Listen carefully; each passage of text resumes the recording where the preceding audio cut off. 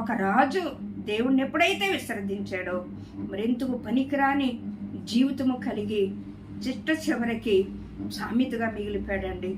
అప్పుడు బుద్ధొచ్చి సామెతలు ప్రసంగి అన్ని రాశాడండి సులైమాన్ గారు. దేవునికి దూరం అయిపోతున్నావా? జాగ్రత్త. సమాధానాన్ని కోల్పోతావు, సంతోషాన్ని కోల్పోతావు, ఆనందాన్ని కోల్పోతావు. దేవుడు నీకు ఇచ్చిన ఆనందాన్ని నువ్వు కోల్పోకుండా ఉండాలంటే, సమాధానాన్ని కోల్పోకుండా ఉండాలంటే, దేవుడు నిన్ను ఒక ఉన్నతమైన స్థితిలో నిన్ను నిలబెట్టాడంటే కృతజ్ఞత కలిగి దేవుని ఎడల భయభక్తులు కలిగి జీవించినట్లయితే దేవుడు నిన్ను నూరంతలుగా దీవించేవాడై ఉన్నాడు. ఇక్కడ చలవిస్తూ ఉన్నాడు కదా.